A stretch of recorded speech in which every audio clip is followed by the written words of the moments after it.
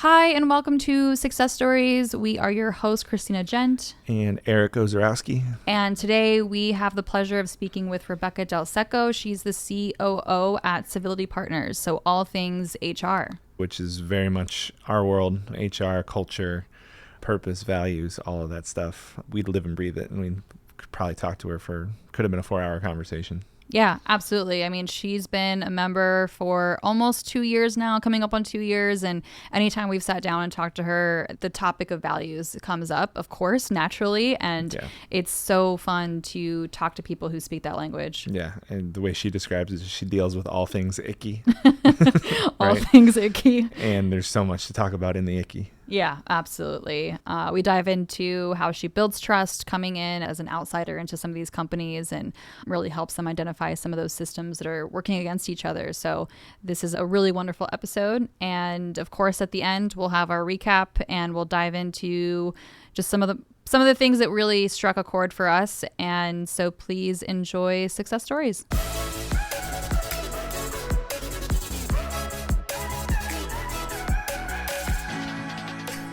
Everybody.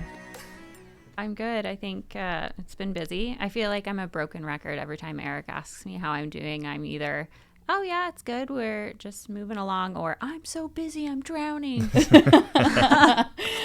But today has been a good, not lull, but we're kind of, in terms of projects, really just waiting for clients to finalize dates for things, and we're not necessarily not ready for action items yet. So and I used to, with our founder, and when it was just the two of us, we would stress and be like, what do you mean we're not busy? You're a small business, and then we're just piling on things that we could be doing, and then of course we'd get busy and we would have all these projects that we started. And so now we really, I've been there 8 years, come to an understanding of when there's a lull, take it. Just take the maybe the less back-to-back day, and don't, stress, because it will come and you've planted seeds. So that's what I'm doing. And I'm going to go enjoy the sunshine after this. I'm excited. Well, so to back up a little bit and do a check-in I think in one word, you talked about being in a lull. Mm-hmm. So how would you describe the mood for you when you're in a lull? In a lull, I think it's a good question. I think there's a physical aspect of almost feeling antsy, and then it's this analytical, why are we this way?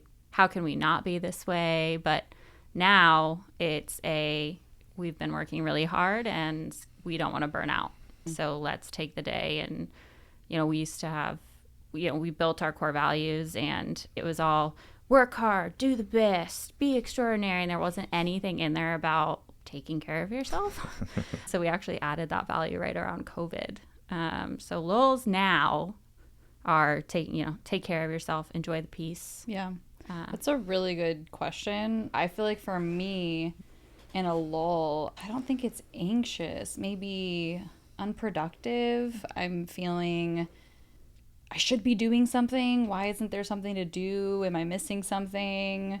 So, I think I need to take a page out of the book of live in the lull and brain reset, go for a walk outside, do something else that's healthy.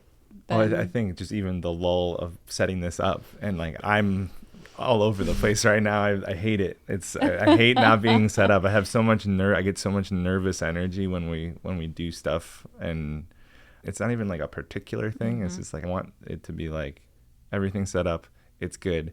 Now Rebecca comes in the room and we can start, right? It's just, we have not figured that out yet. We've been scattered, and I feel it. So for me, it's very much the lull is it's the anticipation, right? Mm. And it's very much tied to, I want things to be ready for when whatever's happening. Okay, well, this is also coming from the man who, I don't know if it's time management or what it is. Okay, I am someone who I need to be at my location with my computer set up, ready to go before someone's about to meet with me or anything. I need to be present at the space probably at least 30 minutes beforehand to feel comfortable and okay.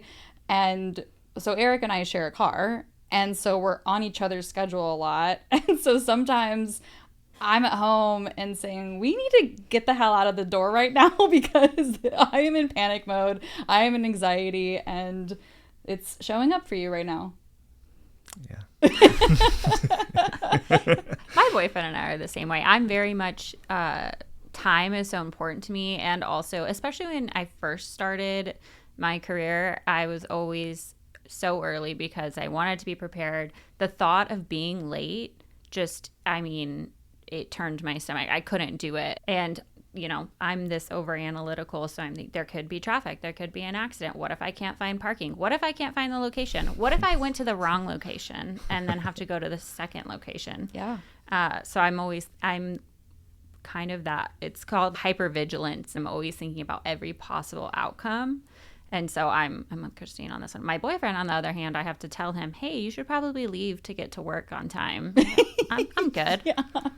Yep. It drives me crazy. I don't know. It's interesting because I don't know, but there's certain things that, like, if I'm on time, if I'm going to be 5 minutes late to something and I know I'm going to be there around right when it starts, like, that to me is still on time, right? And on time it's relative. And most of the time it's like I'm not even running late, and you feel lateness, Kristina, like differently than I do for those specific instances. And then there's some things where it's like, no, I need to be ready. And even the way I start my day, I think we've talked about, like, I've started doing this more of having this routine and waking up early and being super productive and, you know, going for a walk and stretching and going for a run. And then, like, this week, like, I, for whatever reason, hasn't happened. And I just feel completely off, and I hate it. So it's certain things. Sure. I guess maybe it's specific for you. There's certain things that it's fine if I'm 5 minutes late. That literally gives me so much anxiety thinking about being 5 minutes late to anything. So yeah, and probably to your point of setting this up for our guest to be here, for you to be here. I think that's actually what it is for me. Is it's more tied to, like, am I hosting something? Like, the groups, I'm 20 minutes, 15, 20 minutes. That's late if I'm not there at least 15, 20 minutes before the group to make sure that things are plugged in and technology and all this stuff. And so events, we're hosting people. This, we're hosting someone. The groups, we're hosting someone. If it's just me and it's a one-on-one, it gets somewhere, it's like, I can text them and be like, hey, the thing that came up that maybe Rebecca's talking about that might have happened, the freak thing. Yeah. I'm going to be 10 minutes late because this thing happened. I'm a little bit more, I guess it's not as important to me. Sure. It's like, if the thing happens, cool. But as much as I can be prepared, I want to be. So. Right. Yeah. So you're an East Coaster. Mm-mm. No? Is that not, we were in part of that conversation yesterday? No. I'm from Northern California. You're born and raised here, aren't you? I'm born in Northern California. So I grew up in the Bay Area. So then you also went to college here? Yeah, I went to San Diego State. You stayed in California for life? So I came down here and I went to school. I did, over COVID, take a little bit of a hiatus. Okay. Everyone was remote, and my now ex, we moved to Salt Lake City for a year. And I don't regret it. It was not for me.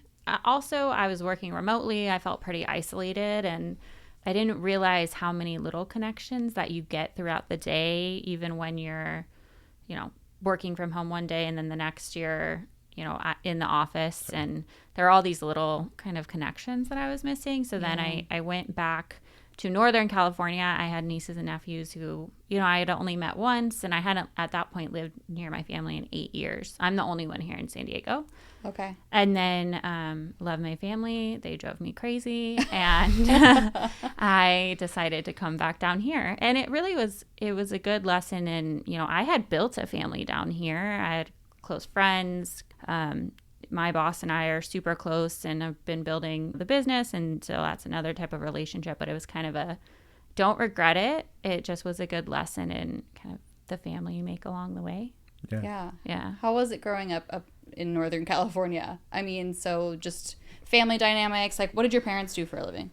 Yeah. So, it's funny because Northern California in general is like a whole nother state than Southern California. I grew up, both my parents, my mom was in finance controller roles, and then my dad worked in like high-end project management. And then right around 2007, he actually quit and started a family business. Okay. So we owned a gelateria and candy store. Oh my God, that's so fun. Yeah, it was called Del Secco's Gelato and Sweets. Did you work there? I did, for free, mind you. Of course, it's a family business. So I've been working since I was 11. Wow. And I mean, I got to take home Tupperwares of gelato whenever I wanted. So Yeah. I mean, I got paid. Paid in sweets. And then I have 3 siblings. And so we were all super close growing up. I had really great opportunities, and, I have a really big family. Back then I had a big family, and, as we got older, it kind of, things changed. And I just really needed to get out, and school is a way for me to do that. So Okay. I have a twin brother, and so he went to Hawaii, and I came to San Diego. And so not too shabby for family to visit. Yeah, both of those locations. Yeah. Wait, so did you work at, you said the Del Secco's, what was it called? Gelato and Sweets. Gelato and Sweets. That is so fun. Did you work there all through high school? So it actually, we opened it right before the 2008 recession. Oh. Perfect timing. Yeah, so not the best timing. So I worked there. We closed down my freshman year in high school, but we had a cart we'd take to farmers markets. I worked there, on the weekends, sometimes during the week. But unfortunately, we had to close it down. Yeah. And then my dad went back into kind of operations and things like that. I guess because in my mind I was thinking there could be 2 dynamics of working at a place like that of sweets and stuff for friends to come in and visit, and then probably going into high school, like it's, I don't know, there's like a different kind of vibe of like popularity and all this other stuff, and working at like the family thing. So you didn't really get to that point, right? Because it was like freshman year. When you were working there though, did you have a bunch of friends like come in and like love? Middle schoolers, they come in, they want free stuff. Yeah. I mean, I like, would "Can too. you hook me up?" Yeah, hook me up. And so, I was pretty introverted too. So like I had my friends at school, and I would definitely invite people over, or we'd do like events, and my friends would be there, and it'd be a fun experience. But it honestly feels like it just went by so quickly. Yeah. And then, as I got into high school, I went to a private Catholic college prep school. So it was a lot, 7 classes. And then I played sports. So, I'm at practices and kind of was more disconnected from it. Was that introvertedness, did that also continue into high school as well, or? Yeah. I think I've always been social, but I really, I read a lot. I also broke my leg in like 8th grade, and that summer I read like 20 books. I wasn't going anywhere. So I found a love for books, and I like to read. And I had siblings that I hung out with a lot. And I think my parents, when I was in high school, they just went through a really nasty divorce. I love them. There was a lot of things that happened. And so there wasn't necessarily go hang out with your friends this weekend. My parents emotionally felt absent, so we kind of just stuck around the house, and when we could get out, we would. Probably essentially from age 14 to 17. Oh, wow. Yeah. That's tough. Well, and it had been pretty bad for a while. And then, when I turned 17, because my birthday's in September, I went to college, and I was 17. Me and my brothers need to get the heck out. We're the youngest. Yeah. We really got the brunt of it. I have really good relationships with them now. I have a big extended family now with remarriage and kids and nieces and nephews, but it was definitely, I'm grateful for my opportunities in the life that I had, but it was pretty emotionally taxing. Yeah, I was growing up in a household. 11, 12 when my parents got divorced, and I don't think there's a good age for it to happen. But it was the opposite for me. I was constantly at friends' houses to like get away from just whatever was going on at home. So it sucks. I don't know about your parents, but it wasn't necessarily a nasty. Like both my parents were very present. They did their best. They had a whole routine where it was like every Tuesday with my dad, every other Wednesday, every other weekend that I wasn't there on Wednesday. So there was a schedule and a routine up until I was 18, which helped have both of them like be in my life. And at the same time, it was, there's so much of part of me that was still tied to that time. And so I can relate to it just being tough. It wasn't nasty in the sense of the way that they would kind of interact, but they do not get along to this day. They've been in the room with each other maybe twice, like my sister's wedding, our wedding. Yeah. So it's interesting that you say like there's no good time, and I agree. There's no good time. We don't want parents to get divorced. I mean, obviously, unless the relationship is super toxic, and that's also felt. I'm gonna say this now, and maybe I'll stick with it. I feel like the younger the better, and I say that because my parents were when they got divorced, I was 5 or 6 years old, and so I guess it just became the norm so much sooner in my life that it was definitely still felt, and I was so young that I think just the transition, it just seemed so much more normal for me. And then it was my mom and I pretty much my whole life growing up. And so, yeah, I think it's like my consensus is the younger the better. I feel like even when I've heard of people being full adults, like in their 20s or even 30s before their parents get divorced. And at that point, the kids are like, yeah, we've been saying this for years. You should not be together, right? Yeah. So, yeah, I mean, it's never easy, that's for sure. Yeah, I think for us, and, you know, when you're in it, it just feels like the worst thing ever, especially like dependent on the scenario and looking back. I think because we were older, I think there was more of they're practically adults, they're fine. There was more of that abandonment. And I get it. Both my parents were hurting. They were going through this, and there was a lot of animosity. My mom ended up moving out, and I think that they retreated to their own space and were trying to deal with it. I think we kind of got left behind a little bit. Like I started a new job. My brother and I just like feel really grateful. My twin and I, we were in it together. My grandmother was actually really present, but it almost felt like I was like forced me to grow up, which taught me a lot of really great skills. Also, I felt like I kind of had to, there are things as a child that I should have been able to enjoy a little bit longer. Sure. Absolutely. Yeah, I think part of it too is we forget our parents are human. Right? Yeah. They're superheroes all the time. They're superheroes as a kid, right? And it's kind of like it's seeing like the cracks in the foundation when something like that happens. My mom and my dad are these amazing, like all they can do no wrong kind of things. Like, oh, you're human too. Yeah. You have all of this stuff that you've been working as an individual person that you've had and tried to put it together with this person, and you made me cool. But there's all this other stuff that I didn't even know about, really. And it's still processing some of it, right? Like the ripple of that. Yeah. It's a big thing. Yeah, for sure. Do you feel like any of that influenced your path, like what you wanted to study going forward, or was that something that was sparked by something completely different? I think for me, it was very much my parents wanted us to all go on a path, no matter how much my siblings and I fought it. Actually, funnily enough, we're all so different. But, you go to high school, you get into college, you get a good job, like that. There was this very linear piece.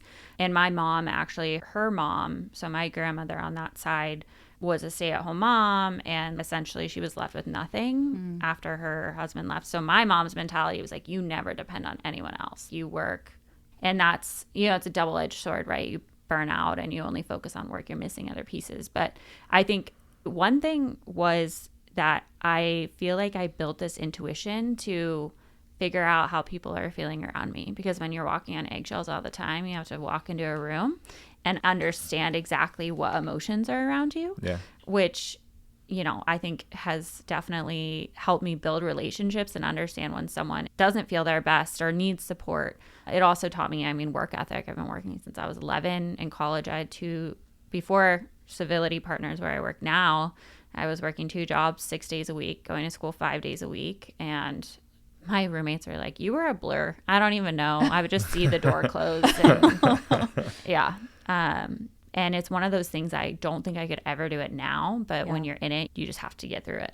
So some life lessons. Well, I mean, part of what you said, too, of just being able to step into a room and kind of assess, and the emotional side of that is so much tied into what you're doing at Civility Partners, right? You're getting I don't know what exactly like your day-to-day of getting the information from the companies that you work with and how much you're processing that. But I would imagine like that's a big component.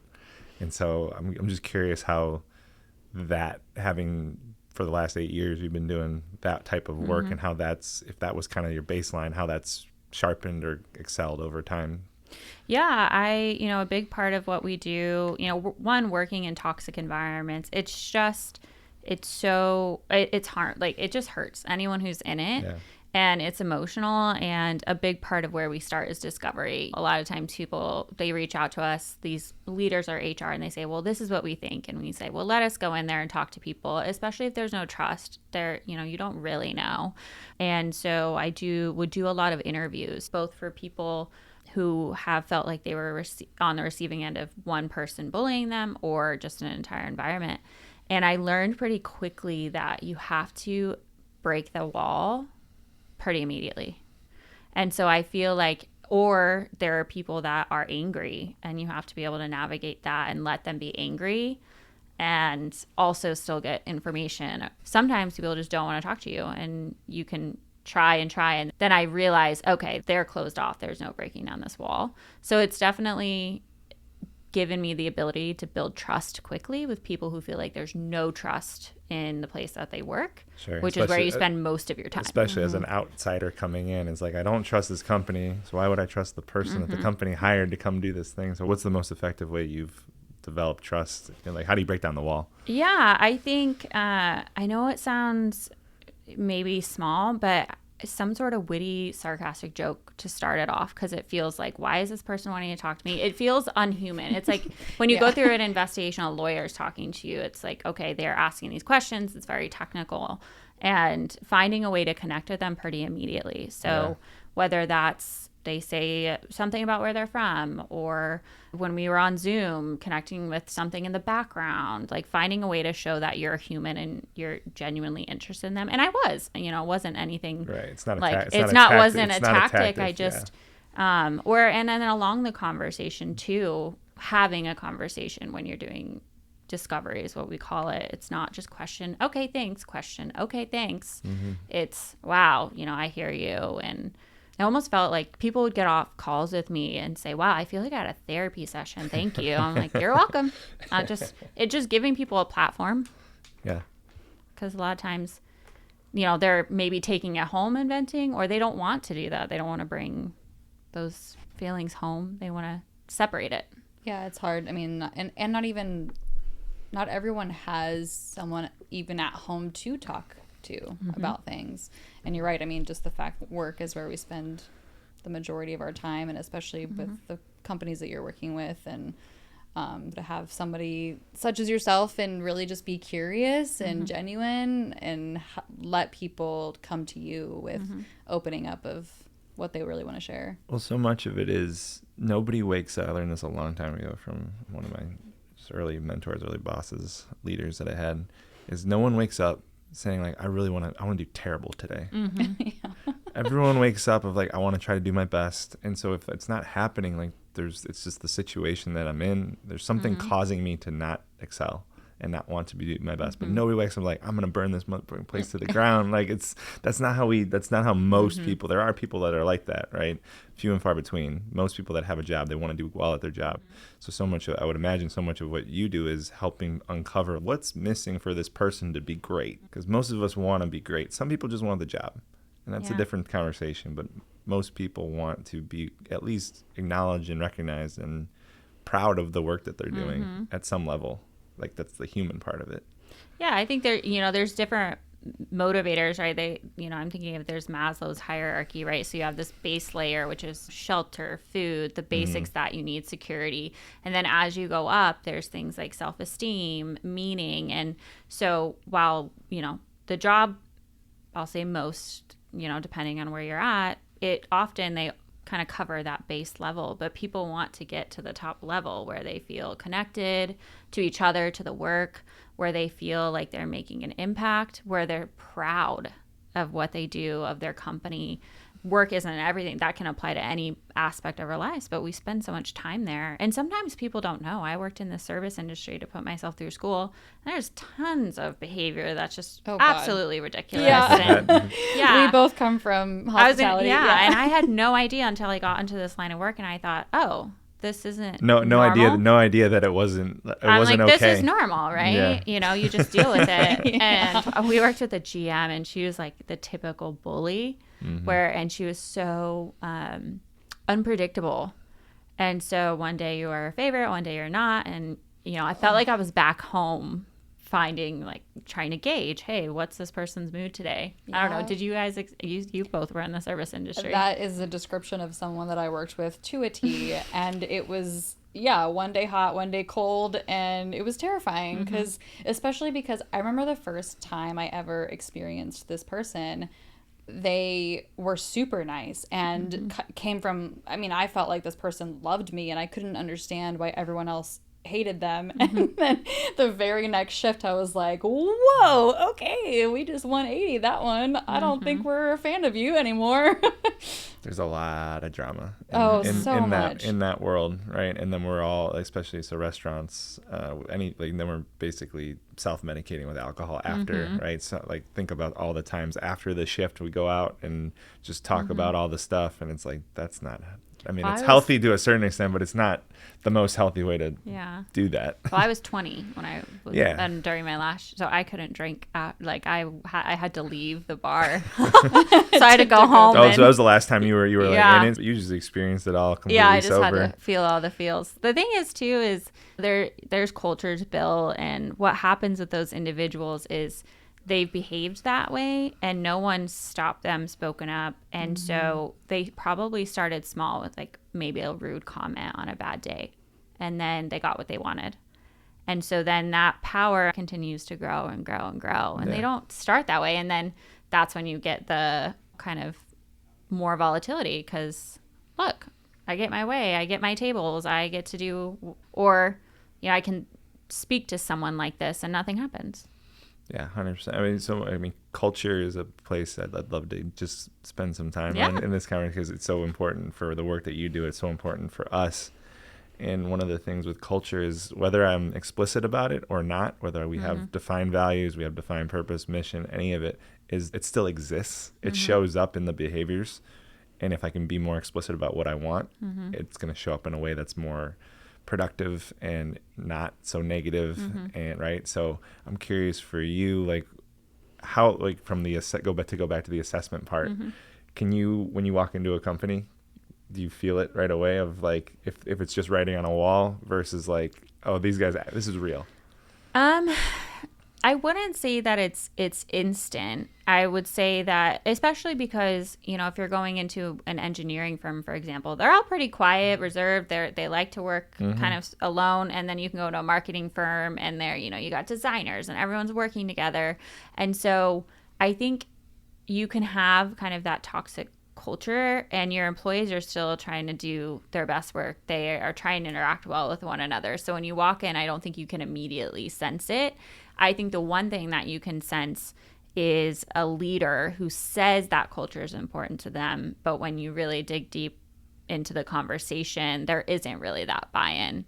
And we see that sometimes we do assessments and leaders come to us and say, well, we want to know. And then we provide the data and they just do everything they can to discount it because, nope, that's not how it was, or that's because so-and-so, Sure. And, I get it. It's their leaders. It feels like a personal attack. And I think some people are able to absorb it and say, okay, what do we do now versus kind of internalizing it and not working through it. To me, that's a leader. The definition of a leader is I'm going to take accountability. I'm going to take ownership and understand that all of this is happening because me as the person in charge, the person of authority, I've created this culture by the way that I'm leading, whether I realize it or not. Yeah, well, culture is built, there's 3 synergies that we like to talk about. And oftentimes what happens is people who want a good culture actually have 2 of them are fighting each other. So one is individual behavior. How are people treating each other every single day? How are they collaborating? One is leadership behavior. So what are the resources? How are they communicating? How are they strategizing around the environment? And how are they leading? And then it's organizational systems. So processes, systems, values. And oftentimes what we see is the organizational systems are clashing with what leadership is communicating and how employees are treating each other. So great example, we worked at a PR firm and we did a survey and they work hard. They're working at all hours, they have to be on it. And they wanted a little bit more opportunity for work-life balance. They couldn't even put an out of office on when they were in PTO. And so we said, let's change some systems here. And we got to their reward system. And so, back up. We built core values. One was about balance and living that. And then we went through their systems, and their reward system was the extra mile award. So doing, essentially was, working hard, going the extra mile. And then you're saying work-life balance is a core value. And so those things, that's where the disconnect often happens. Yeah. So people are trying to build the core values or live them, but Well, a lot of times it just ends up being writing on a wall, right? It's the lip service. It's the same thing as a leader saying, well, yeah, this is really important to us in culture. We really value it here. And then, or these are our values. And if I ask anyone on the team, like, which of your values are really important to you? Like, what are the values? Most people don't know that. Most people don't know. Right. And I don't, we've talked about this what was the example that you ran into someone and you were talking to them about, oh yeah, but you had the conversation, but when we talked, you shared it around, yeah, this person I wanted to see if he was just lip service. So I asked him what his values are, and you're like, you can only name, like, this person can only name a handful of them. I'm like, all right, well, Kristina, what are our 8 values? Do you know them? You know them by heart, but do you know them off the top of your head if I put you on the spot? I'm like, there's a little bit of grace with that. Yeah, I mean, I did have grace. It wasn't like, oh, he didn't know his values. It was more just like, it was interesting, him being in a leadership position. The way that he described culture, and it is what it was for that company. It was more of like the reward system. It was casual and fun, and we do Friday lunches and things that were rewarding to the staff, to the employees. And I remembered seeing on their website that they had core values, and so I was curious about them and curious about how they show up, and he wasn't able to tell me how they show up in the company. It was, yeah, we have these written and I know a few of them, I can name a couple of them, and then this is my example of what the culture is. So that was the point that I was making with that. And yeah, I mean, I could rattle off our core values, but it was more about asking how are they being implemented into the company. Yeah, I mean, how often do you see where someone has values, the company has values, and it's not being used, or that you use the word conflict. There's a conflict between the value and the behaviors that are actually showing up. Is that what if you had to put a percentage on the companies that you work with? Oh gosh, I would say more recently people have focused on them a lot more. I would say, I don't know, maybe 70% have core values they don't use, or don't have any at all. The disconnect too is people think core values, they go on the website, are supposed to talk about how you treat external customers. So they're always something like, client focused guest services, or it's something like, I saw a tech company and they had a core value that was innovation. I'm like, that's not a very innovative core value. You're, tech company, but a lot of it's, they're thinking about how they treat their customers or clients, and it's really should be used internally, because I don't know a lot of clients that go and look at the core values of a company to decide who to work with. Well, and that's the behavior that the clients will actually end up feeling, right? If the company is internally using these values and that's the behavior that's happening within that company, then the client's going to feel that. Or you see buzzwords like respect, and so you have respect written on the walls, but no one really, when I say, well, what does respect look like? They're like, oh, well, it's respect. And I'm like, well, what does it look like? And so we do, we'll help build core values, or with current core values is, okay, let's do an exercise. Like, what does this actually look like day to day here at this organization?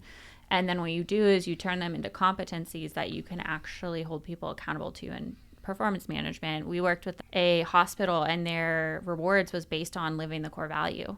So, and I say with you all, you ingrain it in a lot of your systems. Which is one of the reasons when I first filled out the application, I love this. This is amazing. Look at these core values in use. Yes. So much of it for us is like, we have core values. How do we use them as much as possible for just us, Kristina and I, internally? And then how do we be an example of here's how to model the behavior of using them? If you're paying close attention, like, every decision that we make is filtered through our purpose and our values. Right. And we try to do that. So I'm curious for you, like, what's the best use case study that you've had or experience of someone using their values in a really unique or different way So they have the values, they're actually using them, and they were doing this thing that was bringing them to life, if there's any that come to mind. No, I don't know that I have any like specific examples. A lot of it's around rewards. A lot of times we're coming in, creating and providing the systems, and we don't always, unfortunately, get to see how they're ingrained. Yeah. So, but there's usually a reward. There's a reward Sometimes piece. it's reward. Sometimes it's performance management. Onboarding is a big one. How they recruit. I've helped companies create interview questions around their values. I think one company, fun was a value for them, and so they ingrained fun into onboarding, and that can be social experiences. It could be in a meeting, someone shares something fun they did, or fun pens around, it can be all these little things. But I wish that's the one thing about consulting is you go in and the goal is to train them how to do it, right? And then eventually leave. Not necessarily seeing the results, the footprints that are left behind. We would love to work with companies and then continue, but oftentimes it's, HR is like, okay, I'm going to take it and roll with it. Yeah. How about for civility partners? So you mentioned at the very beginning of this conversation, you talked about core values. So how do you guys, not you guys, but how does civility partners use reinforce, recognize, reward values? We talk about them all the time. One of our original was learn a lot. And, when you're at one point it was just myself and Catherine, and it was just, and really, when we talk about it, it's like, you're going to make mistakes and we're always going to be trying to find ways to do things better. The landscape changes. Also, when we started 8 years ago, it was before Me Too, before George Floyd, there wasn't this big highlight around it. Catherine had been fighting for 15 years, and I joined 8 years ago, and it was just uphill battle, and it was that was kind of the fight. But anytime now, it just became part of our vernacular. For example, Catherine got something mixed up today and accidentally missed a meeting, and so she messaged, she's like, I'm so sorry, blah blah blah. And then our marketing manager came in, she's like, no, we're learn a lot, it's gonna happen, how do we avoid it next time? So it was really, that was what it was for us, was ingraining it into when you make mistakes, taking care of you when we're burnt out. I'll say, Catherine, take care of you. Get out of here. Leave. Yeah. And then one is be legit. And so we always tell our marketing manager, you make us look legit. Like, you're making us legit. So it's little ways versus, for us, especially as a small company, versus. Yeah, how big is the company? So we have a core group of 5 of us that do essentially like the functions of the business. And then we have a team of, I think we're up to 5 core consultants, and then a bench of facilitators and other people that we can sub in when needed. Right now, 10 of us essentially that are currently running the business or working on projects. Nice. And was this business, so 8 years ago when you started, was this what you wanted to be doing, like this work, or was that? I had no idea this work existed.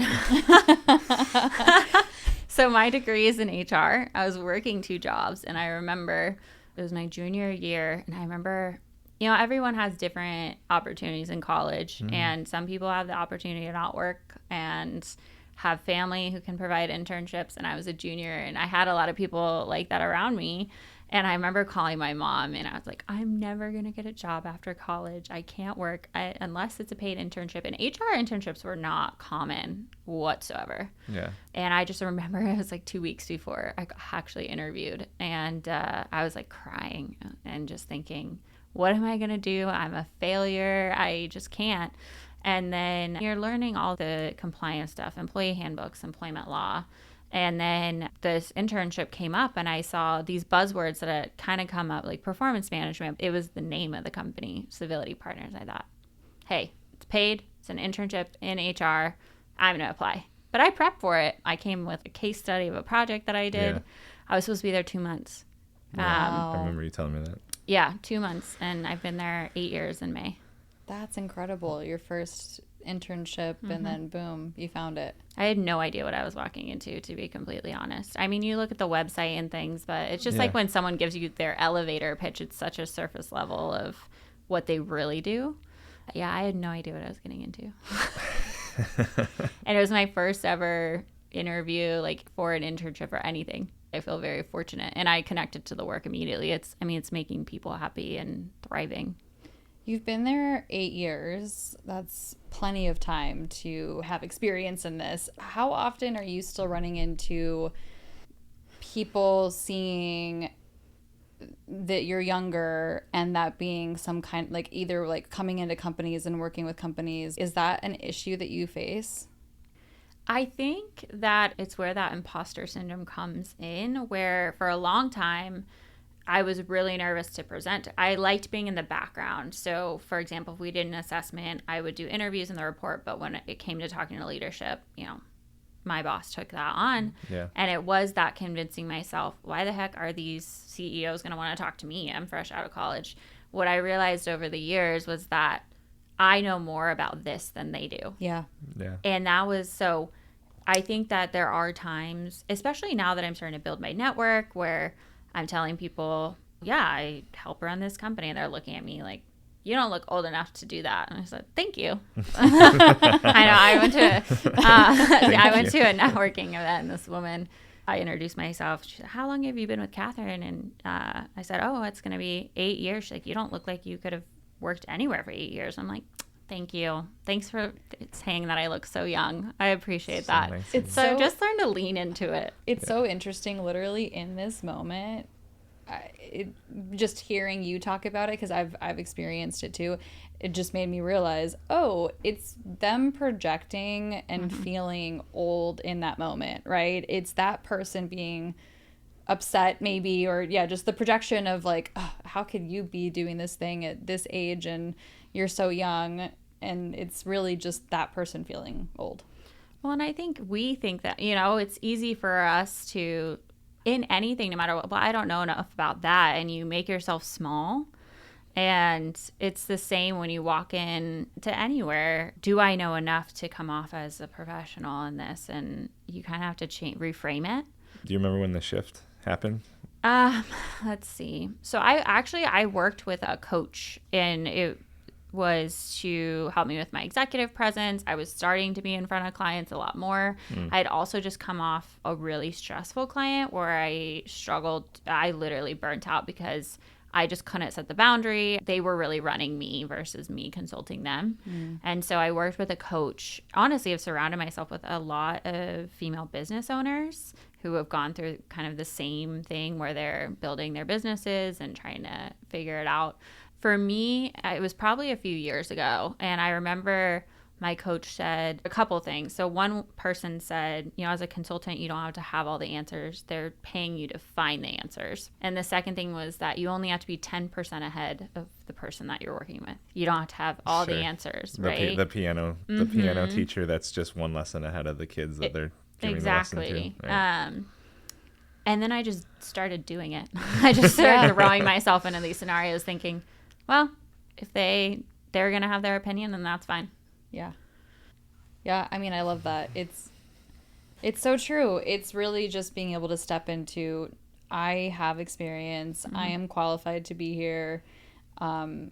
We've talked about this on another episode already, just the imposter syndrome conversation, since you brought that up. And it's like, no, I worked really hard to get to where I am.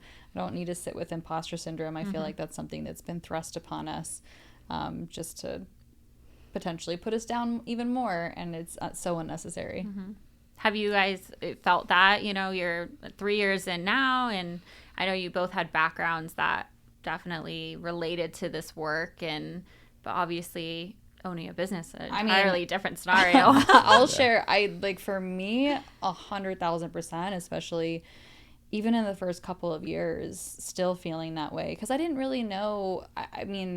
I knew people. That's what been my experience theater teaches so much about humans and psychology, and that's the path that I took in college. And then hospitality, right? That industry obviously is just super people oriented. The business side, I didn't know anything about the business side. And the coolest part about this particular business is being surrounded by professionals who were all coming with different knowledge. And I have just been able to soak up from all of these wonderful people. So that's been the really cool part, is I feel like I've just been getting all of the experts in my corner for free and just learning from every single person and taking in what I can. So the first couple of years for sure. And I think also more recently has been when I've said, no, I'm supposed to be here. I'm really good at this. And there's a reason why this has gotten to the point that it's gotten to at this point in time. Yeah, I think for me, we've talked about this. I had such a gift my first job first job out of college. Similar for you. Interned with the place. 6 months later, I got a job there. I was there ended up being there for 4 years. This big little pizza restaurant called Nick's Pizza in Crystal Lake, Illinois. And so when I got the job, I became the chief marketing officer from day one. And it was very much so very, very big on culture. It was my MBA. And we talked about this a little bit. But it was very much designed in a way where I was like, Eric, you're the CMO and you're a CMO in training. You are this. And it was such a gift to have a mentor, a leader say, no, I trust you. You have a seat at the table. I trust you to make decisions just like any other leader would in this situation. And that's how you're going to learn. 3 months after I started in that job, he goes, Eric, you're doing great. We have all these initiatives and sales and blah, blah, blah, blah, blah. What's stopping you from starting your own digital marketing agency? You hire us as your first client, and then you go do this for other people. And so the imposter syndrome, I had it at that time. I was just like, what are you talking about? I just started working here. I don't even know what consulting would be, how to do all these other things.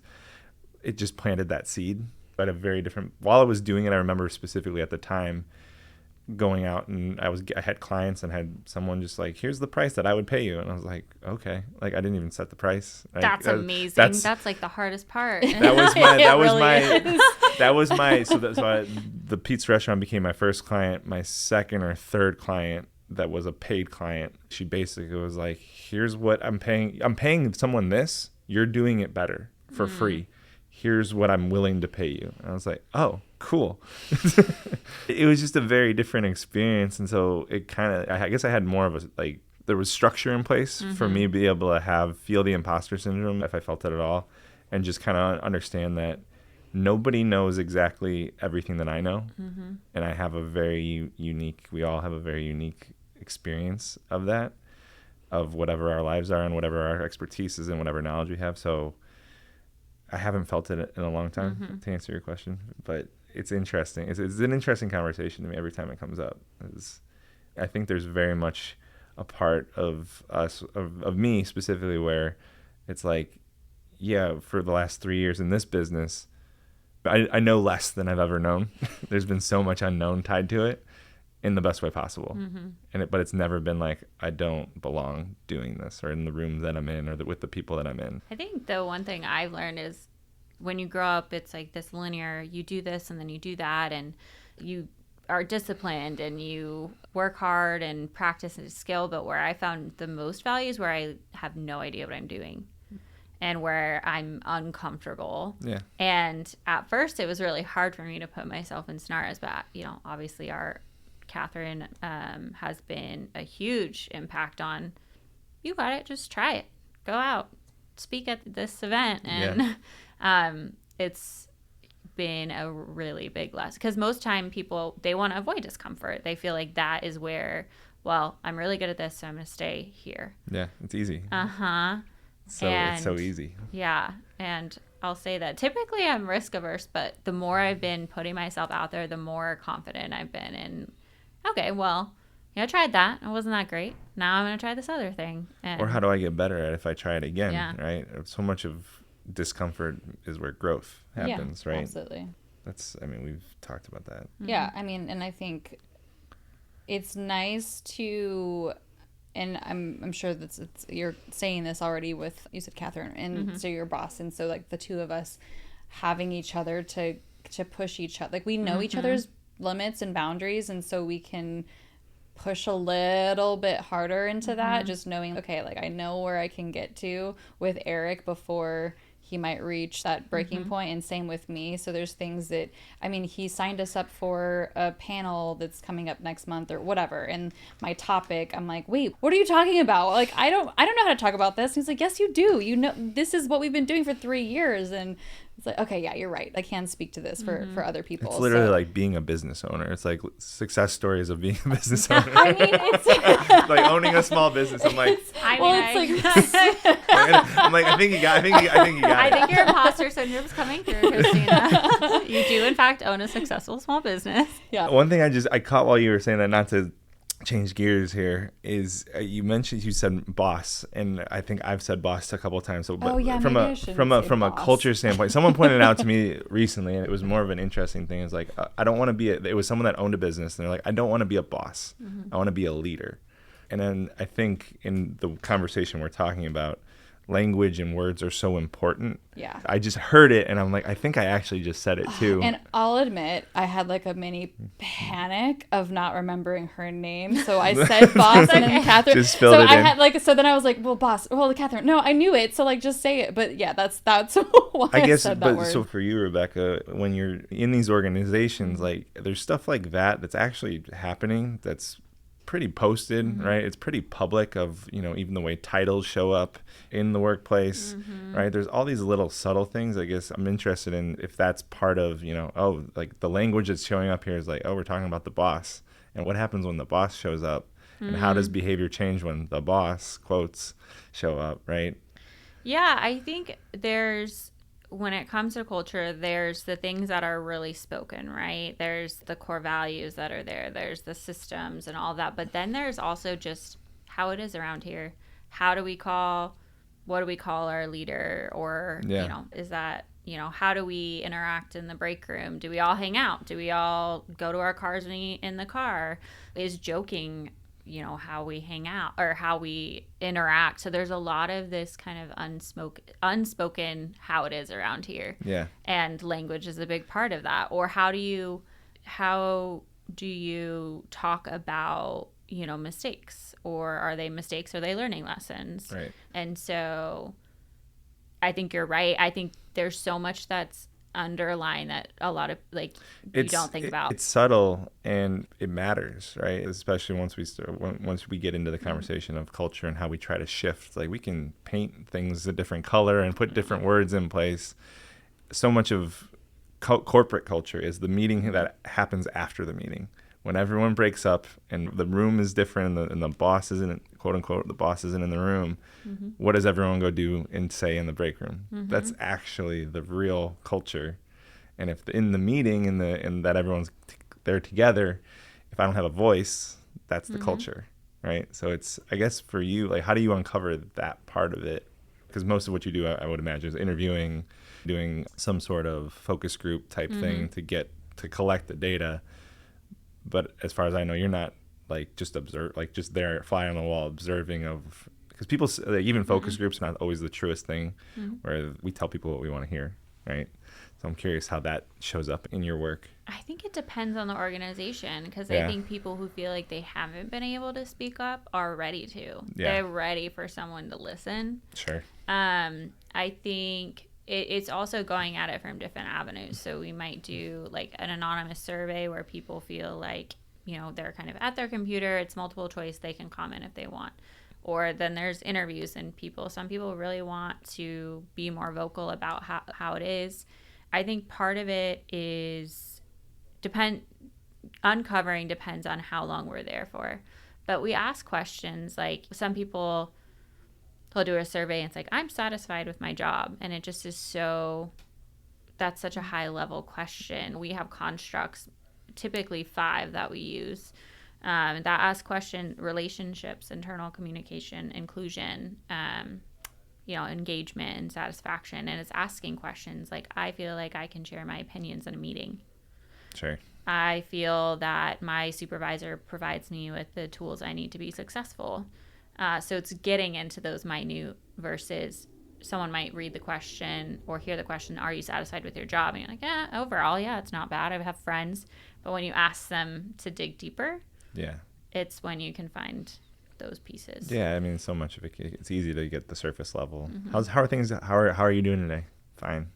Yeah, I'm great. Yeah. Great. Right. We did, and it's interesting because Gallup came out with this engagement survey. So employee engagement is like this big buzzword, and everyone is taking it. And we we got brought into a university, UC Berkeley's IT department, and they had a big harassment claim come out. 3 women had come forward. They went to the press and they brought us in, and we did a very intensive survey with them because we needed to know what was happening. And it was interesting. Their engagement score was like a 4 out of 5, but then their other scores showed that people of color and women experienced bullying once a month, or whatever the cadence was, but they were experiencing it or witnessing it. And once we got deep into it, it was like, well, yeah, your engagement score was high, but it's only asking about engagement. And engagement is about, are you connected to the work? Do you find meaning in it? And there's all these other things that add in, add into it. Yeah. I mean, it's come up even with, there's a company in San Diego that I know, there's someone who has the values on their wall and they're great, and an employee expressing, I don't feel like I can go to my CEO and express what I'm going through and what I'm feeling right now. And that's when it's like, it's like so close, right? And then that's when bringing in someone such as yourself and being able to actually integrate it into the work and into the culture instead of just having it written on the wall. And I think it's not a lack of motivation. It's just people don't know. It's the same thing as a leader, as a CEO, as someone starting a business. I want this to be a great place to work. Again, some people just want the money, and that's not every business in America, but most people that have a team, they want to take care of their people, right, to a certain level. There's different levels to it. And I think that's the hard part, right, I think I'm doing a good job, and I'm actually showing up in a way that's doing my team a disservice, my organization a disservice. I'm not setting everyone up for success, and I don't even realize it. Well, that's the 3 pieces of that triangle of, you have the leader who really cares, they're communicating that they care. Maybe everyone really gets along, but those systems go against it, right? So it's like, a CEO, I want people to feel comfortable giving me feedback, but they only talk about performance once a year. Right, which isn't, and so it doesn't build a feedback culture. You're not building that culture, right? Like 360 reviews are such BS. Like so one of our leadership labs is around hiring and interviewing. Everything is an interview, and one of the magic things that I love from Rudy is, would I hire the behavior I just saw? Why am I going to wait a year to tell that person that this is the reason, right? Obviously, there's HR stuff where you're documenting and all these things, but would I hire it? Yes or no? If the answer is yes, I would hire that behavior. I need to celebrate it in the moment. I need to recognize it. You can tie rewards to it. Rewards aren't always necessary. Sometimes, I learned this at the pizza restaurant. The owner of that pizza restaurant, his name was Nick, and on busy Friday night, his job was to go around and celebrate everything that he loved that he saw. Hey, Rebecca, I love the way you're smiling as the host right now. Please keep doing more of that tonight. Yeah. That was what he went around and did. And it feels weird, and it kind of sounds awkward. And I think that's part of the reason that we don't do it, because it's hard. But if I want to catch people doing the right things, right? Well, that's the opportunity as the leader. But that was if I asked him, like, what's your job? He's like, that's my job.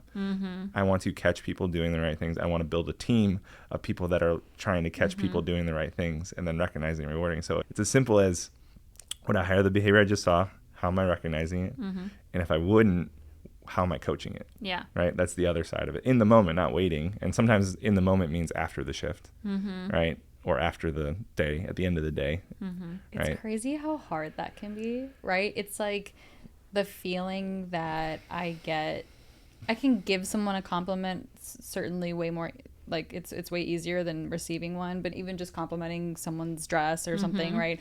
And this is even, because it's tied to behavior and it goes even deeper, I can really feel, just when you were describing, I'm like, oh yeah, that would be kind of difficult for me to as just the, go as around the person doing as the person doing it. As the leader. I mean, it's so crazy that that's a difficult thing to do when it seems so simple and obvious of how that's what created such a wonderful culture, part of what created wonderful culture at Nick's. People would watch, so that I don't know how many times I'm going to share this on this podcast, but so probably a lot.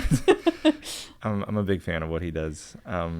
They had multiple times, so you came from the hospitality industry, they had $1,000 tips show up 3 times, 4 times, because they built these relationships. But it was, people would walk in, the guests, so we had guests, not customers, language again. and we would have guests walk in and go, why is everyone so happy here? What are you doing? Mm-hmm. What are you doing to the kid? And 75% of their workforce was under the age of 25, Mm-hmm. right? So it's not magic. It's simple. It takes work and effort, right? I have a logistical question because this actually came up, and so I'm sorry that this is going to be a tiny pivot, but we've called it, I think you called it the service industry, and then you said hospitality, and I've said hospitality when I'm talking about bars and restaurants. Mm-hmm. Is hospitality, is that known? I was in a one-on-one with somebody, and when I said hospitality and went into restaurants and bars, they were like, oh, I wouldn't have associated that with hospitality, which I thought was interesting because I feel like I've called it hospitality for years. I don't have an answer. I think that was just what it was referred to me when I was in it. So like, oh, you're in the service industry. Or actually, if you think about, discounts, oh, it's service industry night, or they're not saying it's hospitality night. So I think that it goes like it's both. When I think hospitality, I think like hotels and things like that. But I think it was ingrained into me because that was the language that was used when I was in it. Well, I mean, when we were in Chicago, it was literally just industry.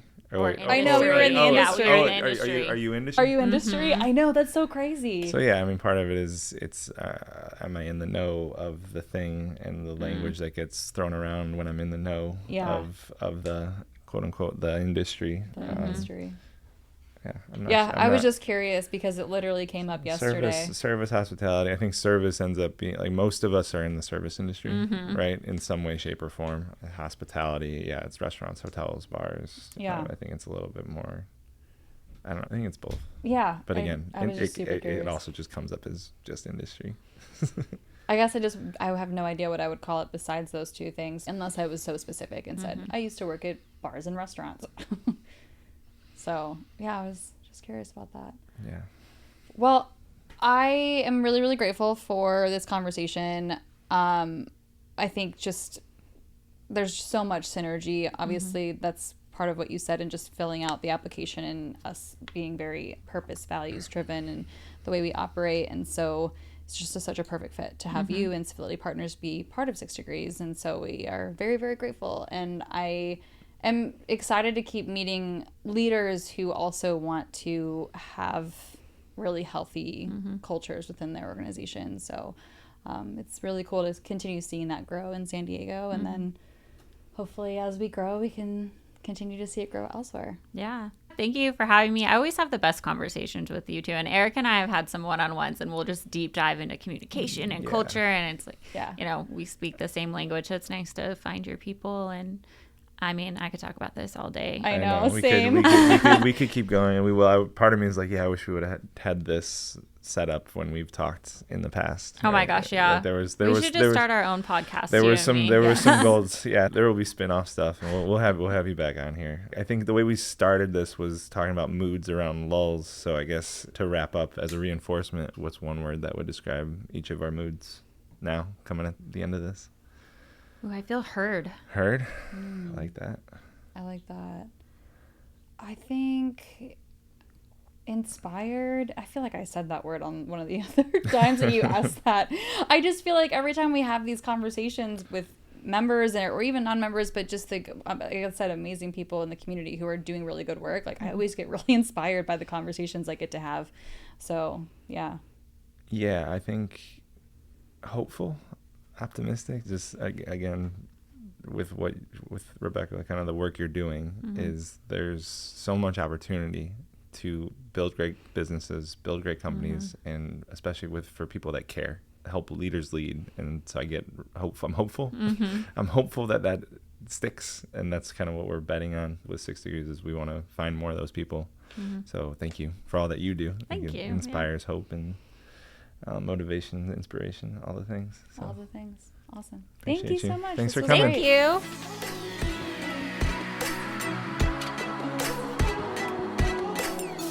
Where do you want to begin? The beginning is a good place to begin. It's my favorite place to begin, actually. Yeah. Well, the start. I like to start at the start. Well, okay. I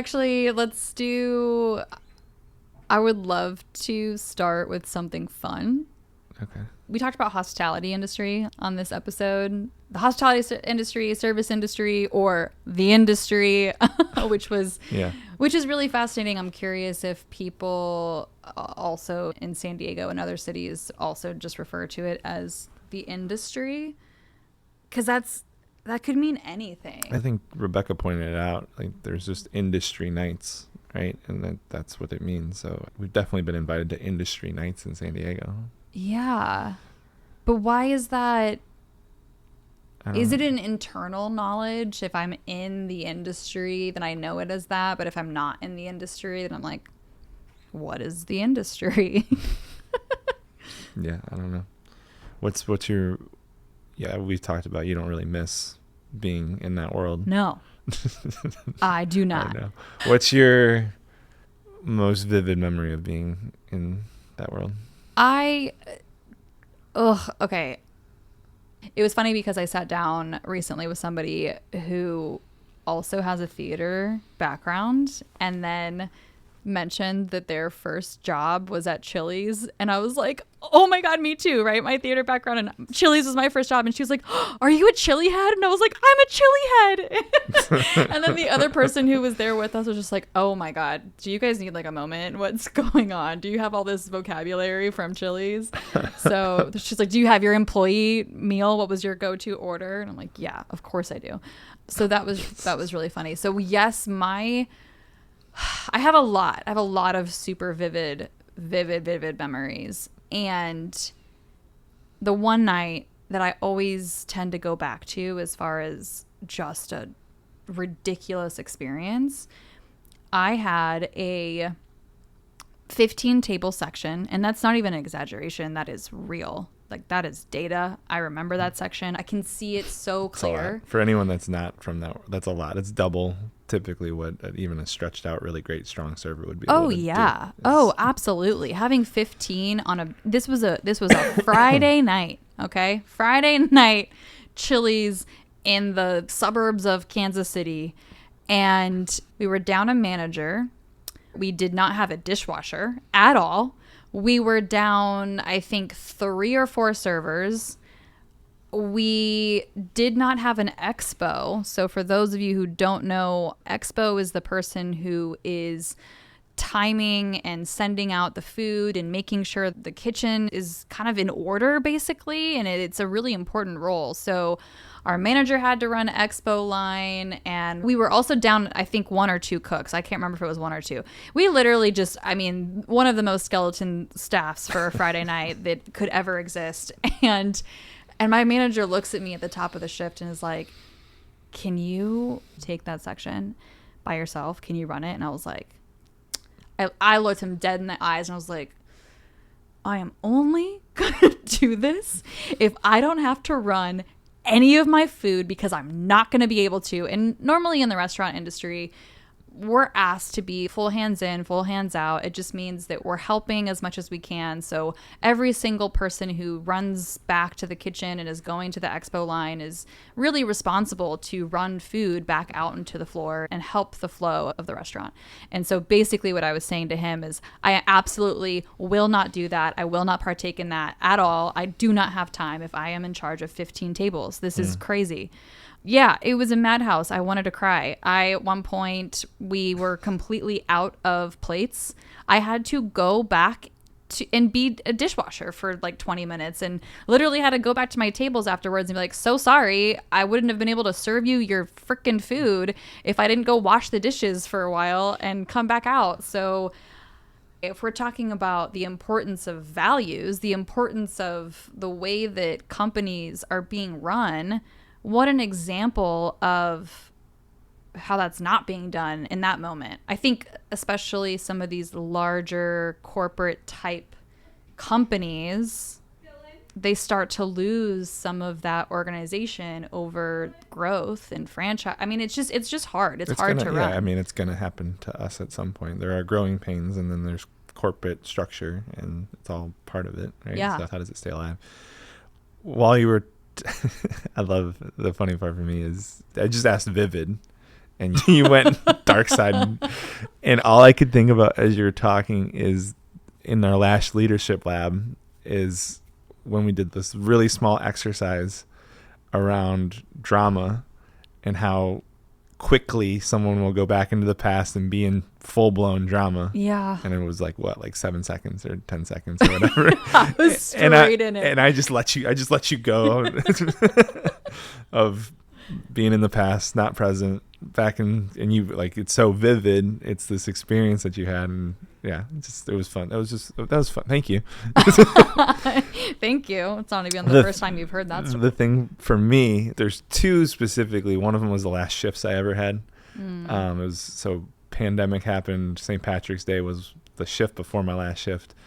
Or that actually might have been my last shift, but the one right before it. So yeah, it was pandemic happened. So St. Patrick's Day was my last shift, but it didn't really count because nobody showed up. Yeah, normally St. Patrick's Day in Chicago's a huge it was COVID day, and it was day. A little chilly out. So yeah, it was a really weird day. So the shift before that, I was behind the bar outside, and I worked a double, and I ended up ringing and it was pretty much just me, and I had a manager jump in and out, kind of support.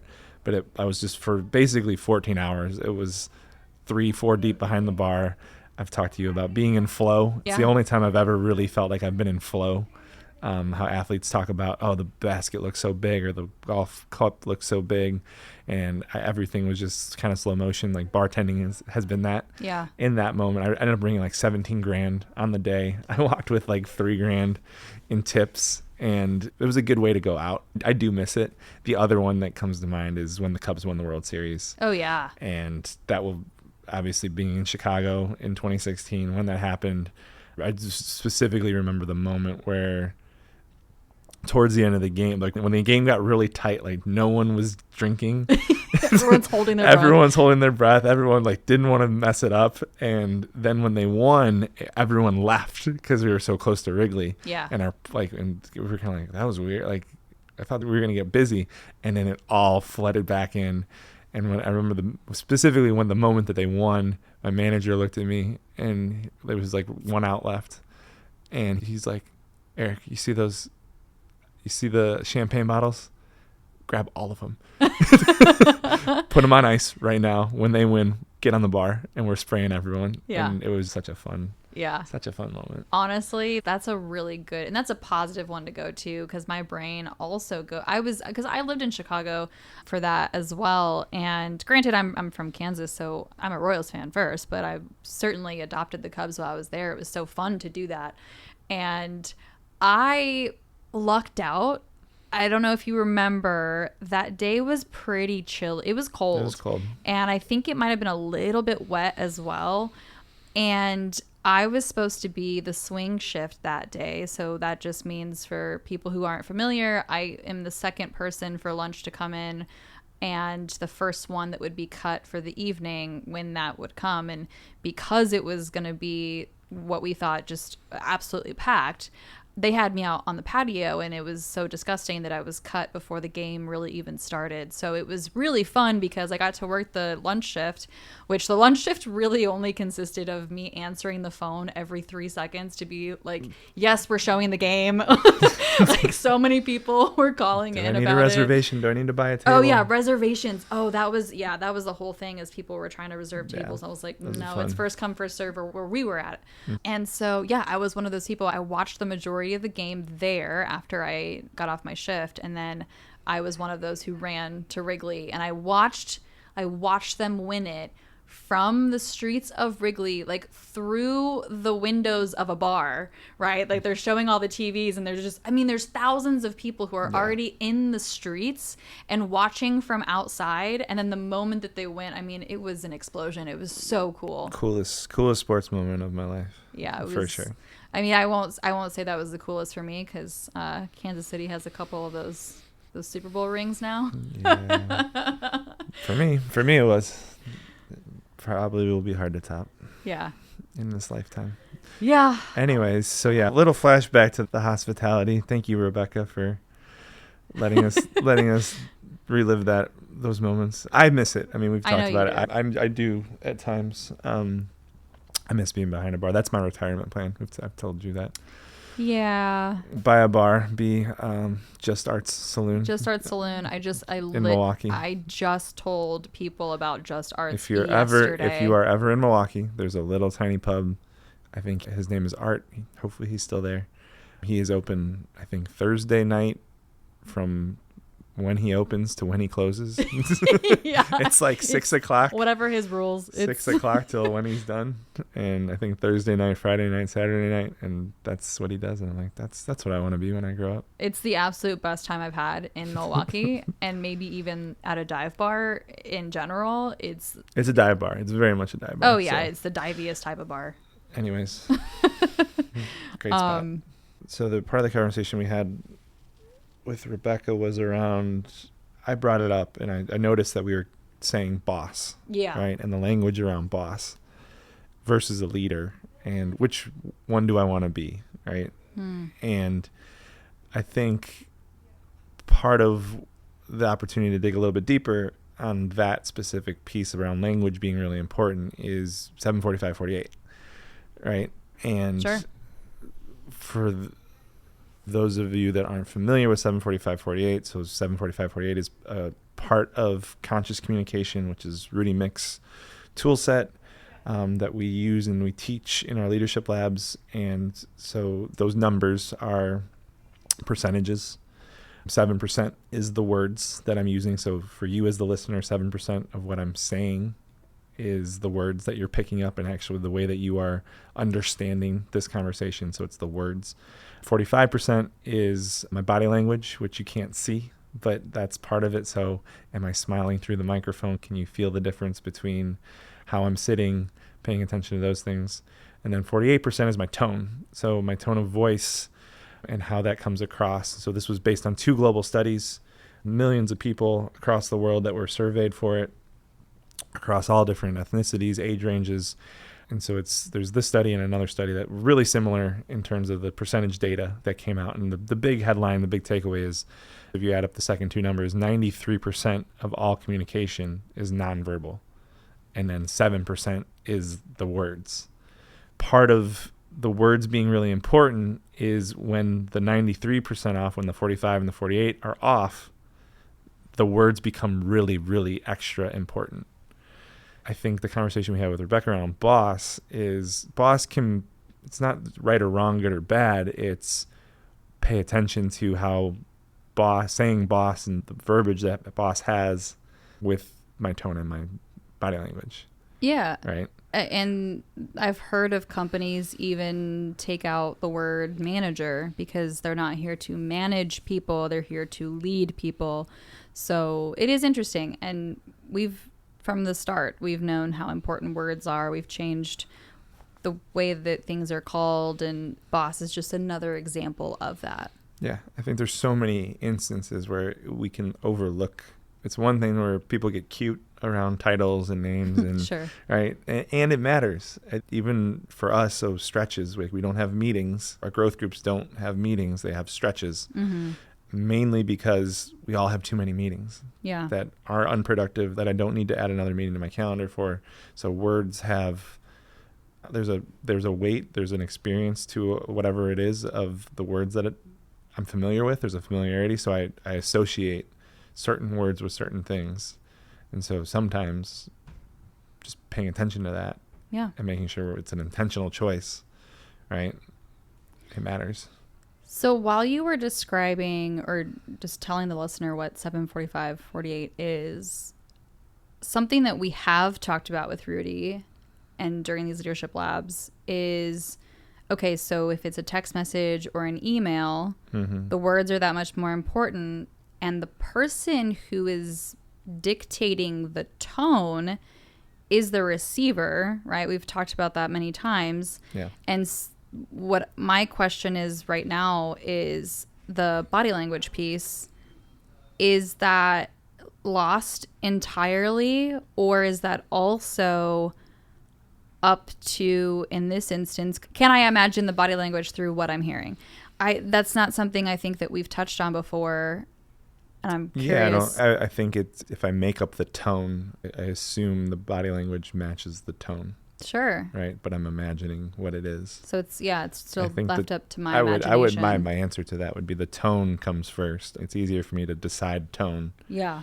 and then that would get and if depending on how well I know the person, it's like, can I picture Kristina being upset Yeah. or being sarcastic or being X, Y, and Z? And it's like, I can literally see you doing the thing, Yeah. reading it based on our last interaction. I guess I wonder if it changes the percentages. Does the percentage on the words increase in an instance of a text message or an email, and then the tone still could be the same because, again, it's up to the receiver and how they are taking that tone from what they're reading. Yeah. And then maybe the body language percentage changes and shifts a little bit more to the words. When there's if we're talking about text, and Yeah. if we're talking about email where there is no body language, I might imagine the tone to figure out the body language part. Yeah. But I'm picturing the person sending it. Did they send it with a smile? Mm-hmm. So the weight of that would be, that's not part of this dynamic, Yeah. right? Where those percentages are probably more specific to in-person interactions or telephone conversation. Yeah. 100%. Right. So I would say yes to answer your question, is the body language piece gets pulled out. Yeah, it's just something that I just hadn't thought through before. We've talked about the tone piece of it. I think that goes into something else that we talked about with Rebecca around what was the technology part? In this episode, Rebecca talks about how she has to build the trust with her clients and the employees, right, of that company as an outsider, basically. And so this conversation around trust has been interesting as of late. I recently posted about AI on LinkedIn and was curious if people cared if the outside reading their marketing emails or posts knew that it was AI, because there's some dead giveaways. Right. Yeah, I saw that. I looked at the post. I thought the comments were really interesting. Exactly. That's what made it really interesting, is there have been people who have said, oh, well, now when I see something and I can clearly tell it's AI, or I think it's very clearly AI, I lose trust in that post or in that email. Right. Because now it's not coming from a human. So the trust has been broken, or at least it's not as strong as it could be. So I found that there's a crack. Yeah. Yeah. I found that really fascinating. I got an email from someone with the M dash. Oh, I've been getting a lot of those. Yeah. Have Yeah. you? Right. Because I think ChatGPT has a Zapier plugin that can. Well, is Gemini using the N-2? Probably. Because Gemini, I think, isn't that the one that's in Google? Yeah, it's bigger. Like, so these things exist, and we're not experts on it, but Yeah. there's a plugin to make a connection with Zapier to say, here's all my emails, figure out my tone of voice, and then instead of going through and responding and typing it out, it's as easy as a version of yes to this one, no to this one, yes to this one, no to this one, and it writes the responses, filling it in with the M dash and all this stuff, right? So yeah, what happens to email? What happens to communication, digital communication, in terms of trust? Yeah. Internally, externally. Well, and then I saw another post from someone who is an AI expert. And so that post was supporting the person who's using AI as a stepping stone to maybe break through some of the things that they're working through as far as having their voice heard. Sure. So I'm certainly somebody who is not confident in my writing. I don't feel like it's as clean or tells the best story sometimes, which is why most of the things that I have as an idea, I run them through you as far as what the actual final draft of something should be, if it's for a mass audience, if it's for all of the members. So yeah, I am someone who's going to use AI at least to organize everything. I want to brain dump it, organize my thoughts, and then I'll go back through and edit and change the language to be a little bit more about who I am. Sure. And so in this conversation just now, I was like, oh, you know what? Maybe what my version of communication will end up being isn't even going to be written emails. I'll just be sending voice memos to people. Sure. Right? Like, can I just pick up my phone and maybe it's still in an email format, or maybe it just like, okay, transcribe what I just said or whatever, but it's just like, this is a voice memo. It's coming from me. For now. It can already do that. That's true too. Yeah. I do think the trust piece so Rebecca talked about how she, as an outsider in an organization, steps in. I think there's so many levels in just building strategic partnerships and building trust within the community that we are members of our community. So trust, I think, becomes a really important piece of all of this going forward. I think something I'm sitting with is from a human to human standpoint. How do we support our members to be better at identifying trust, building trust? How does that tie into conscious communication? How is part of being part of 6 Degrees is establishing trust, or at least reinforcing the trust of the members of our community. I don't know exactly what that looks like, but I think there's a stewardship responsibility for us with what we're doing as what we call a relationship development organization is, how do I build trust? What does that look like? What does it take? When have I done it? Right? All of those questions are some of the activities, exercises that we've talked about. There's the consulting version, which Rebecca talked about, outside organization, but even within our community and within the partnerships and relationships that are happening. Well, I think something we can certainly teach and coach to is how to be more curious, because even in this trust conversation around AI, and this is something that I responded to a comment about, is instead of immediately feeling that distrust when I see the AI, be curious. Why did this person use AI in this moment? Is it a tool because I need to save time? Is it because, how I just mentioned, I don't really like my writing, and am I trying to organize my thoughts? Or am I just being lazy and I'm not really caring about what I put out there, right? There's so many different reasons. And so that's just an example. But as far as even like the human to human piece and building trust, I think the more curious we can be about each other and ask questions that lead to depth and conversation, that's where trust is going to be formed. So for us, for 6 Degrees, and I think more of like our responsibility can be to help people be more curious. Yeah, I think that's a good point. So I don't think it's you're using AI. I don't trust Kristina for using AI. I'm noticing that I'm right, like what Rudy talks about is I'm interested. Mm-hmm. I'm noticing that this, and this. It seems like you're using AI. The why behind that is probably really helpful. Yeah. Tell me about your why behind using AI. Yeah. And that person might have a really good freaking reason to use it in that moment for whatever that thing is. Yeah, I think it's important not to just dismiss, this is AI, I can't trust it. Yeah. Well, it's okay, this is AI coming from Kristina. What does that mean? Right. And at the same time, we're not going to be able to tell what's AI and what isn't for very much longer, I don't think. Yeah, I mean, it's going to continue to evolve. We're in it, and we have to, I think, continue to learn how to use it, and we'll see what happens.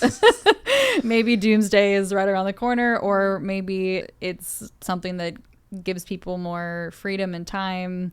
Who knows? We'll just have to keep riding the wave. As of this recording, we can still tell that what's AI and what's not. What if it changes by the time this is actually distributed out to the world? That would be interesting. This will be out in less than a month, so it better not. That would be terrifying. And maybe this is a smooth segue into this. Maybe it's not. I don't know, but we're going to go here because I want to. So positive reinforcement. I was going to say in real time. I wrote that down because Because Go feedback. back and listen to the first episode. Because feedback needs to happen in real time. Was that the first episode, or was that a recap? It's in the recap of the first episode, I think. Second episode. God, I don't know. Go back and listen if you didn't, because it's a funny. We get to hear one of Eric's. I wasn't gonna say annoyances, but you corrected me in that it bothers you. It bothered me. You get to hear how I bother Eric, but in real time. In real time. Yeah, positive reinforcement. Talk to me about that. Yeah, that was something that stood out to me when I replayed this episode. As I think we talked about, the example I gave was the pizza restaurant, and being the owner of that, not me being the owner, but the owner of the restaurant would go around and catch people doing the right thing, right?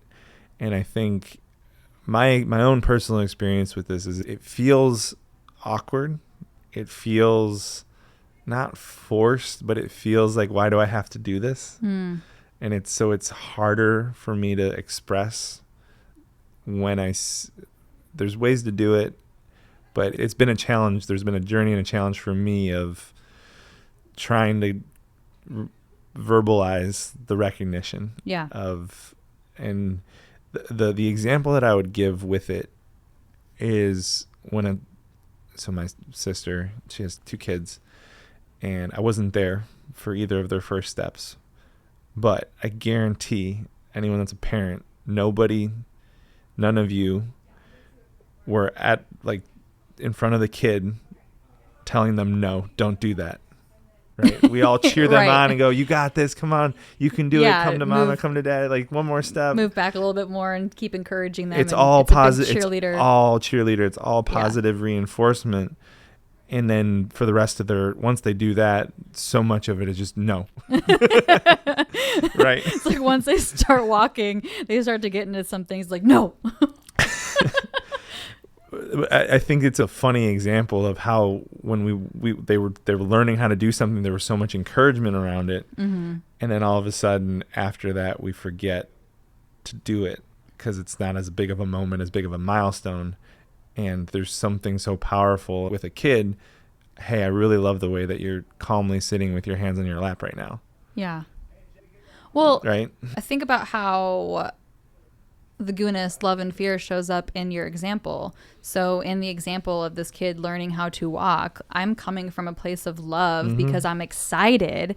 And then when the kid is doing something and I'm saying no, it's usually out of fear because they're about to either hurt themselves or hurt someone else, or they're, quote, acting out, I guess, in whatever terms that means for the parent. Sure. So there's a fear. And so my reaction is to go, no. Right. Yeah. No, that's a really great tie to that piece. We're not parents. So what's the example for the two of us? Is there a specific time where either you felt like you've recognized me specifically, or you felt it from me in a way? I'm curious. I actually don't know. I'm rather than us talking about how to parent when we don't have kids. I know. It's just an example that most people can relate to, and I'm like, here's the thing that I've seen. Well, even for those out there who aren't parents, it's something that universally we understand what that even image is of the kid walking. The for imagery the first behind time. it is the reason for that example. Okay, so to make it real for us, there have been multiple times that you have given me positive feedback on tying in our values to something, whether that's via email or even in, I was going to say in real time, even with people. There have just been multiple moments that you have given me that positive feedback. And so it reaffirms that, that was a positive thing that I did for us as a company to use the values and show people how we can use the values. So that has always really resonated for me when you've done that. I love that. That's so the part of it is that's what stands out to you, and actually more probably unintentional of me, right? We've talked about great job is one of the worst things I can tell someone. Yeah. Great job for what? Right. What specifically? And usually when I'm actually celebrating that, it's because I didn't think about it. And I was just overlooking it. I was like, oh, wow, that's so good, Kristina. You tied it to our values. That's amazing. I wasn't there. So it wasn't even almost, it was more of a wow. I'm so like you're thinking in a way that I wasn't thinking, rather than being consciously going like, okay, what is Kristina doing right now that I am choosing to celebrate? Yeah. Versus my blind spot. Right.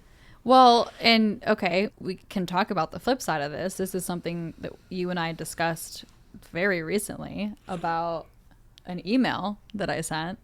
So on the other side of feedback and the positive feedback, I sent an email that you were CC'd on, and your feedback to me was that it was sharp. Yeah, we had a whole thing about how I interpreted it as sharp. And I think to this conversation, by the end of us talking through that, you had the realization of, oh, I could have started with, because some of the feedback I've gotten from you with previous emails of mine is cut that in half. It's like, let's get to we're talking to business owners. Yeah, give me the bullets. Talking in paragraphs. What are the two questions? What do you need to know? So at the end of our conversation about this email, it was your realization of, oh, I could have started this conversation with good job on being concise and getting to the point.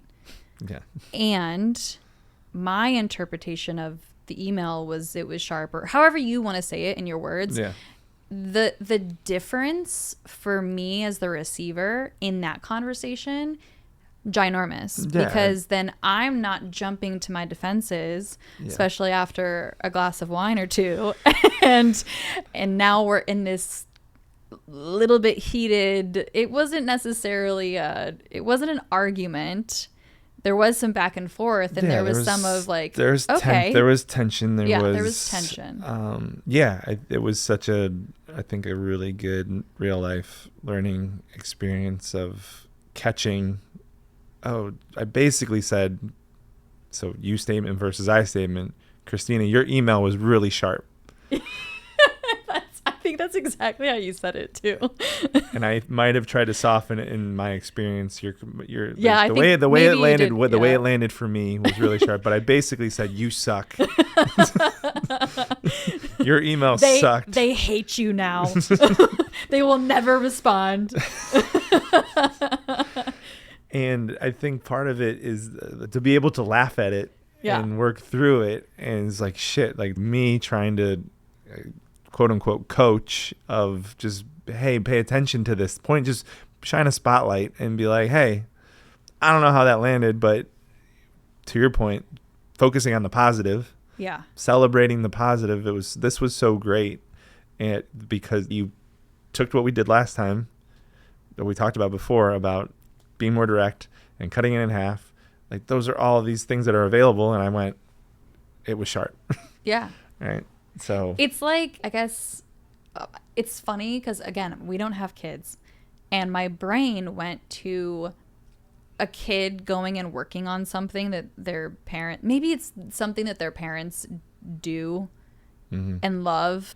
Like, all right, I'm going to paint a picture. The parent is a baseball card collector, and they collect these really nice cards, and they've shown the kid because they're really proud of these cards, and they want that kid to, I don't know, love baseball. Sure. And the kid gets really excited and finds these cards and colors all over them. Sure. Right? Yeah. And then goes to show the parent just how proud they are of like, oh my God, like, look, I made them better, right? Yeah. Look how pretty they are. And the reaction being immediate, whatever. You ruined it. You ruined it. I can't believe, whatever the anger comes from that. But that's like the image that came to my mind of like this kid being so proud. Like, look what I did. I did what you asked. That's how you felt. You felt like the little kid that colored on the. I did what you asked me to do. You told me to be direct and keep it sharp. And we're talking to the CEOs. And then I got scolded for doing the thing. Yeah. That's on me. Yeah. And I mean, I think it was a fun conversation. Here's something that I truly, truly value about you and I's relationship is how we can have those conversations. We can get a little intense, sometimes even leading into an argument. And we talk through things in a way that I don't know that I've ever experienced before. I can argue with you in a way that we can come together, have our moments of learning through the conversation. Both of us, we've done it so many times, and it has made me a better person. It's made me a better leader. It has made me understand you better. There's nothing like it. Yeah, you're welcome. Well, if you are still listening, thank you so much for being here with us. And I hope that you continue to tune in. And this has been a fun ride so far. I'm excited to see where this goes. We'll be in your ears next week. Put her there, bub. Put her there, bub. Forgot about put her there, bub.